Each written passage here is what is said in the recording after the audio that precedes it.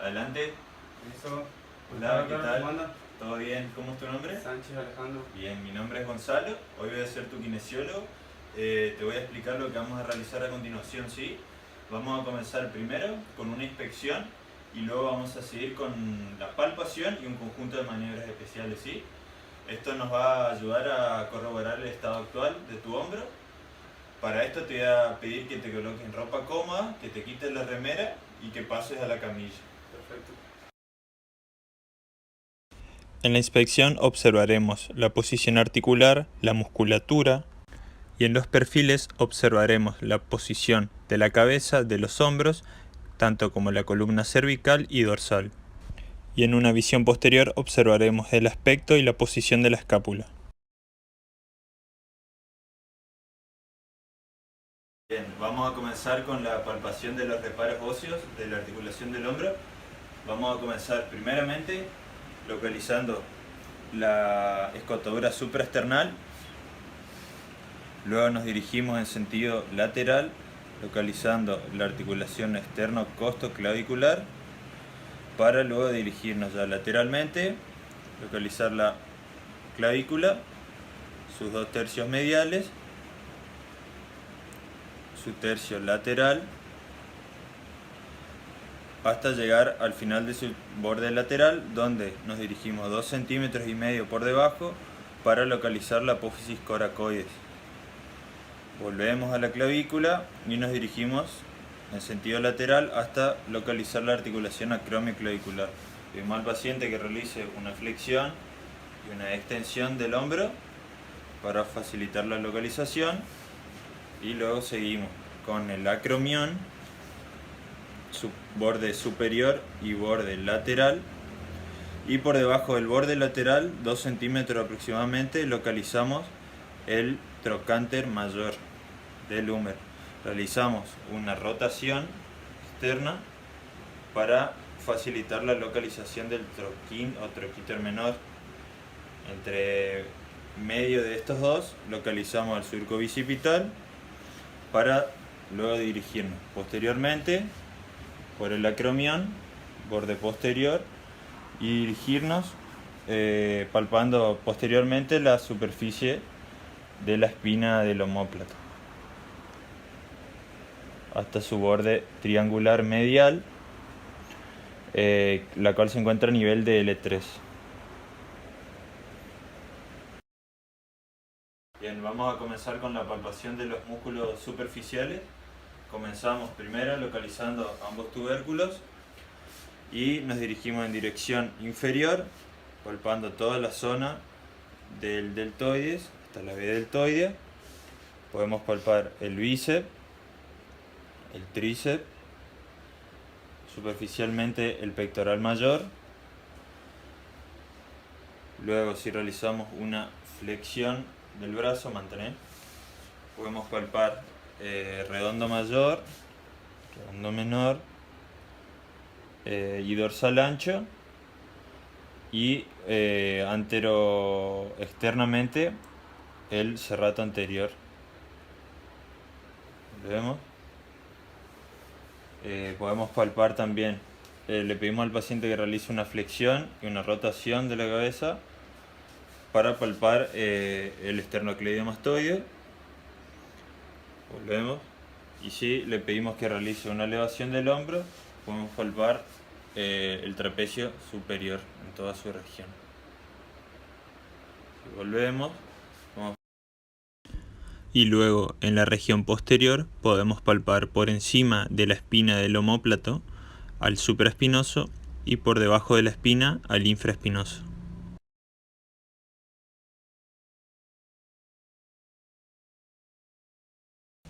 Para realizar el test de Apley se le solicita al paciente que de manera uni y bilateral se toque los omóplatos opuestos, evaluando así la abducción, la rotación externa e interna.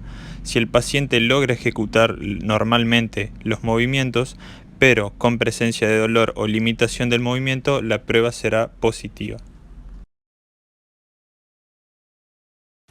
La prueba del arco doloroso consiste en pedirle al paciente que realice una abducción activa del miembro superior.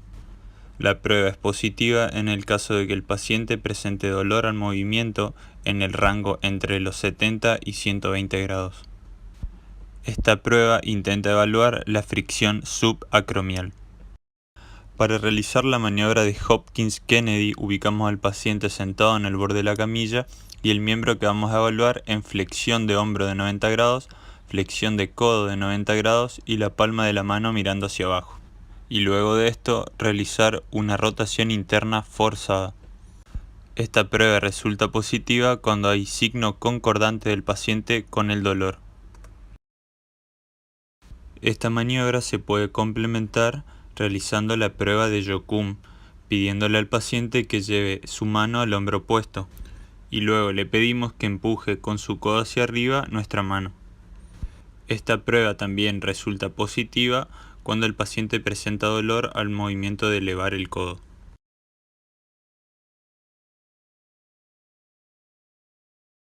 Para realizar la prueba de NIR ubicamos al paciente sentado en la camilla y con una mano estabilizamos la escápula para que no acompañe el movimiento y con la otra mano realizamos una elevación del miembro máxima. Esta prueba resulta positiva en el caso de que el paciente presente dolor al momento de la elevación.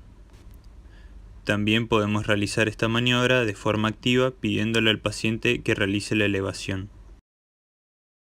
Para realizar la prueba de resistencia a la rotación externa ubicamos al paciente sentado en el borde de la camilla con el codo flexionado a 90 grados.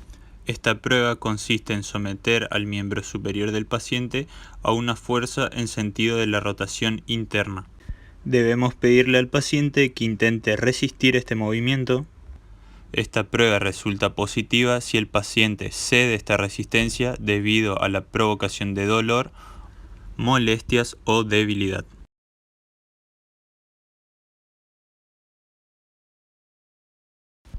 La prueba del retraso a la rotación externa consiste en tomar con una mano el brazo del paciente y con la otra mano colocar el codo a 90 grados.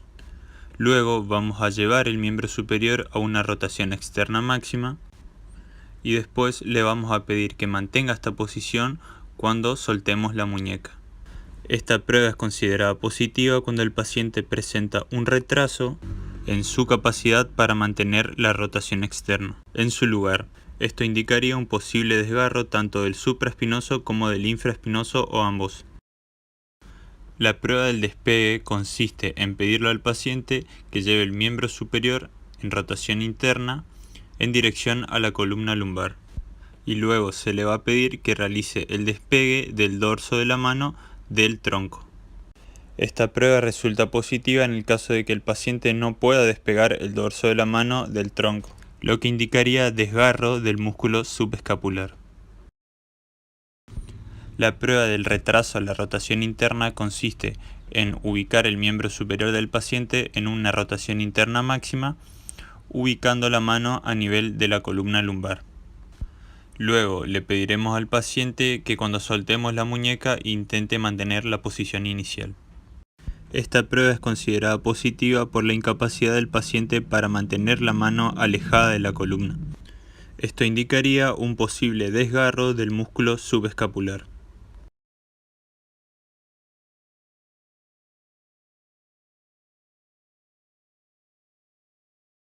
La prueba de la caída del brazo consiste en ubicar el miembro superior del paciente de forma pasiva en 90 grados de abducción y luego pedirle al paciente que sostenga la caída del brazo cuando suelto mi mano o que lo baje lentamente, controlando el movimiento.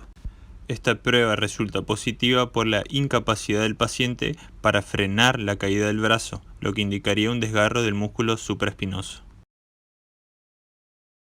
Para realizar la prueba de liberación anterior o sorpresa, ubicamos al paciente en decúbito supino en la camilla. Esta prueba consiste en tomar con una mano el miembro superior del paciente y con la otra mano ejercer una presión de anterior a posterior a nivel del húmero proximal, mientras llevamos el miembro del paciente en una abducción de 90 grados, flexión de codo de 90 grados y una rotación externa máxima. Cuando llegamos a la rotación externa máxima, se suelta la presión de anterior a posterior y esta prueba resulta positiva cuando el paciente refiere dolor cuando soltamos la presión de anterior a posterior, lo que sería un signo concordante relacionado con la inestabilidad anterior de hombro. La prueba de aprehensión consiste en llevar el miembro superior del paciente en 90 grados de abducción, 90 grados de flexión de codo y rotación externa. La otra mano la colocamos por debajo del hombro a la altura del húmero proximal y a medida que realizamos la rotación externa ejercemos una fuerza de posterior a anterior. La prueba es positiva si el paciente refiere dolor o sentimos la aprehensión al momento de ejercer la fuerza. La prueba de reubicación modificada de Jobs consiste en ubicar el miembro superior del paciente en abducción de 120 grados y una rotación externa, y la otra mano colocarla en la cara posterior del húmero a nivel de su cabeza para ejercer una fuerza de posterior a anterior. Luego de esto, si el paciente presenta molestias o dolor, se aplica la fuerza contraria, una fuerza de anterior a posterior. Esta prueba es positiva si el paciente presenta molestia o dolor con la fuerza de posterior hacia anterior y alivio con la fuerza contraria, lo que indica patología del labrum. La prueba de carga del bíceps 2 consiste en llevar el miembro del paciente en una abducción de 90 grados, codo en 90 grados de flexión y muñeca en supinación. Luego se lleva el miembro a una rotación externa máxima y se le pide al paciente que intente flexionar el codo mientras el kinesiólogo aplica una resistencia al movimiento de flexión. La prueba es considerada positiva cuando el paciente refiere dolor o molestias en la zona del hombro, lo que es indicativo de lesión de SLAP.